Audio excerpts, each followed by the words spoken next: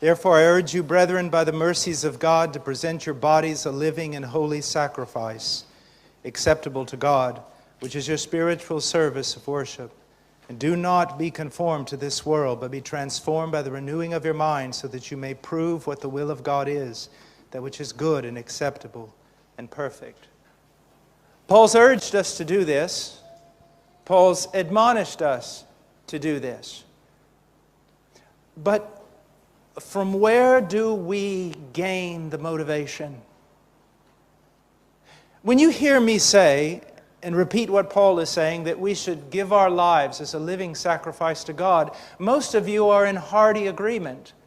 You agree that's the thing that ought to be done. So that's not the problem. The problem is, but where do I find the motivation? Where do I find the impulse? Where do I find the strength? Where do I find a passion that endures, that continues, so that daily I'm laying down my life, so that daily I'm following Him, so that daily I'm pressing on to know the Lord and to be more useful in His service? Brother Paul, I agree that that's what we ought to do. But I find that I lack the strength and the motivation, the force of will to do it. Now, let me simplify what I'm saying. You should love God more. Is that not true?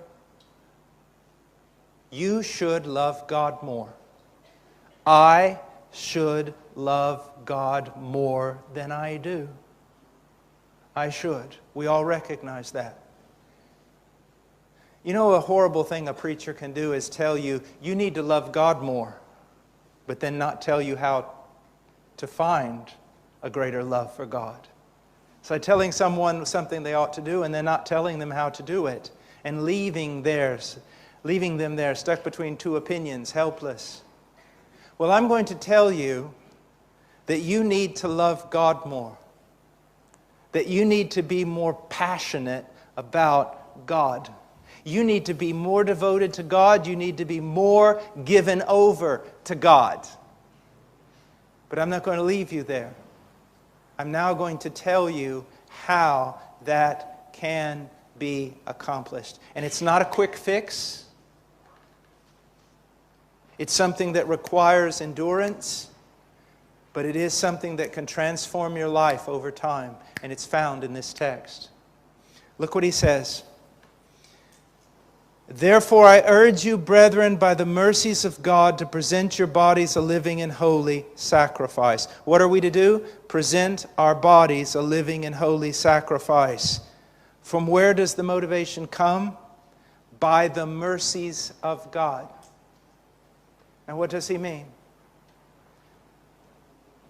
The more you understand and comprehend, the more you sound the depths of the mercies of God toward you, the more you will be motivated and strengthened to present your life to Him as a living sacrifice. Or in other words, let me put it this way. The more you understand the mercies of God toward you as they are revealed in the cross, in the gospel work of Jesus Christ, the more empowered you will be to actually grow in devotion and grow in laying down your life for Him.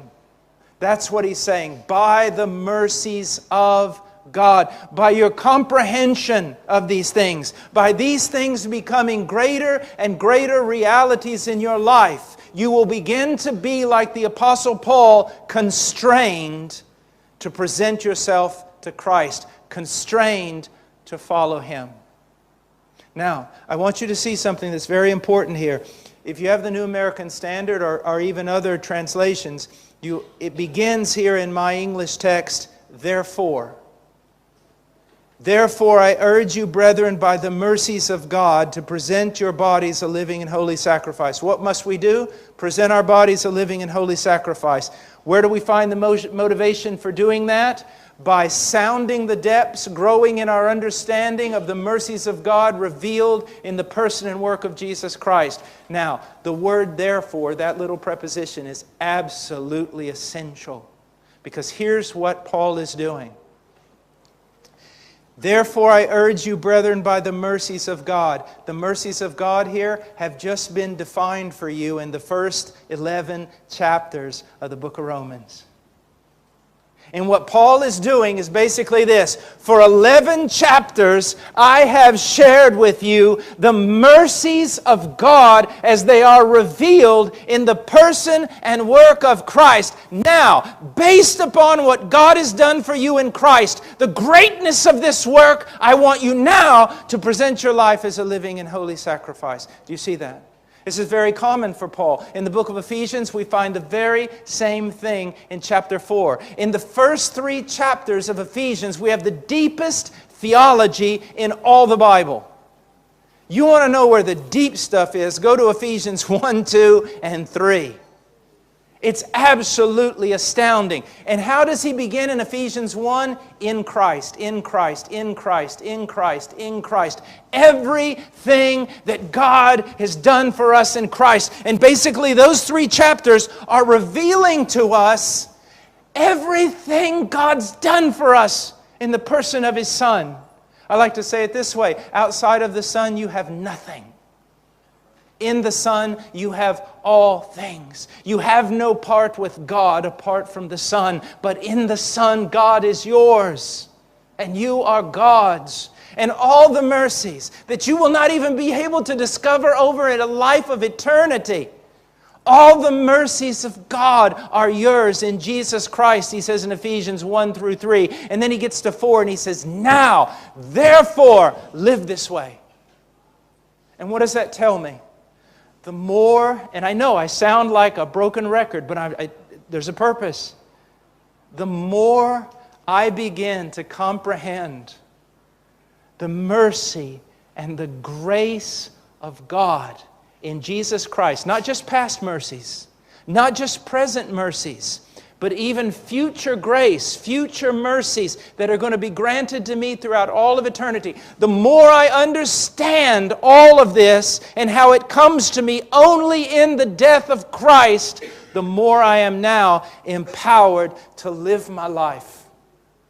You see, that's why Paul talks about in 2 Corinthians 5 that he was constrained, that the love of Christ constrained him. It defined him. It pushed him forward. Everything that he was, it was motivated by his understanding of what God had done for him in Christ.